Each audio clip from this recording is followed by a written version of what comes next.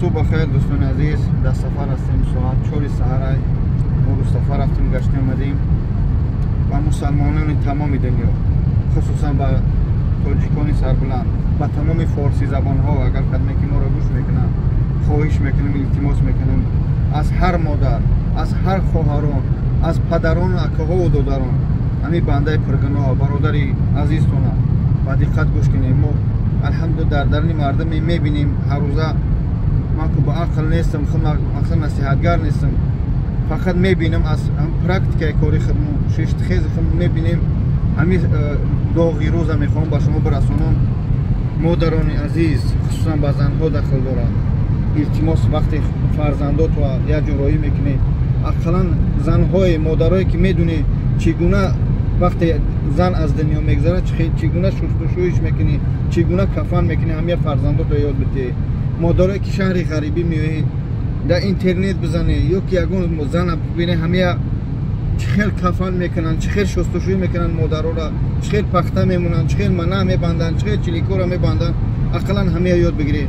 بعد برادران عزیز، بچه های عزیز، راستش من در درنی مرده ها هستم، در درنی برادر ها هستم، میبینم بعضی برادران خواهر از دنیا میگذره.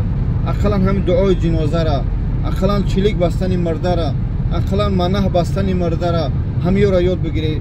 ما که تاجیکان نه تنها در هستیم، در تمام دنیا هستیم، خصوصا در تاجیکستان مرده میمره نمیدونه چخیل مقصد کلمه بگوش عرضه کنه، چگونه مقصد مرده را چگونه میشوند، مرده را مقصد چگونه مقصد کفن میکنن، چند متر میره. التماس همه بیا هر یک قدم ما با آموزیم. این داغی روز این موضوعی هست که مثل کمی خوردن به خوردن نمیتونی، به این همون مسلمان به این نمیتونه. همه تا به خاطر الله دوست میدارم.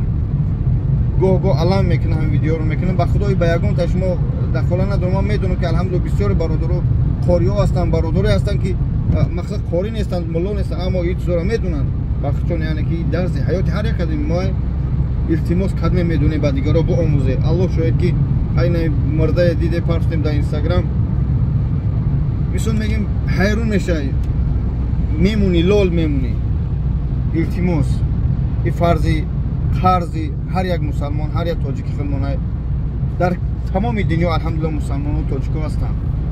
بیا همه یاد بگیریم، هر یک خصوصا زنها التماس یاد بگیره. اینا فکر کنه در کوارتیر 5 زنک زندگی میکنی، همون خواهر از دنیا میگذره، چیکار میکنی نمیدونی، چگونه میشویش، چگونه کفنش میکنی، چند متر سون میروه، چند متر کفن میروه. التماس خواهش میکنم از هر یک قدم شما خدمت همین ویدیو را تماشا میکنی. به خدا ما با نصیحت نیست، من برادر شما هستم، منم پرای گناه هستم.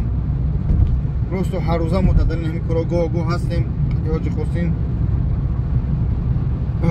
التماس همه با آموزه. من که نمیتونم یا مادر یا زن بگیرم شستشوی کنم، یا که زنها مردها را نمیتونن شستشوی کنن، کفن کنن. التماس من ملا نیستم والله قسم. این توقیف راست دوست میدارم، من موندنش ریشه که الحمدلله دوست میدارم ریشه. فقط همین داغی روزی هر یک قدم ما هسته. یا در یک کوارتیر بچه گذشته میشه نمیدونی چند متر کفن میگیری، کفن اینجا میگیری. اگه بسیار که ما صدوات میاریم شو التماس. من در همون ویدیو را موندگی بدم در جو سال میفروشن. خدا من همه ما رو برای سیدیات کنم. التماس میکنم برادران مهربان، خواهران عزیز، چگونه شستن مرده را یاد بگیرید، چگونه دعای جنازه را یاد بگیرید برادر عزیز. بچه‌ها با شما داخل داره.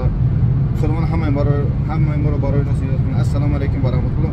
ویدیو را بدم سحر میپرتم، کم ترزیق میشه دوستان عزیز. خدا همه ما رو برای سیدیات کنم. السلام علیکم و رحمت الله.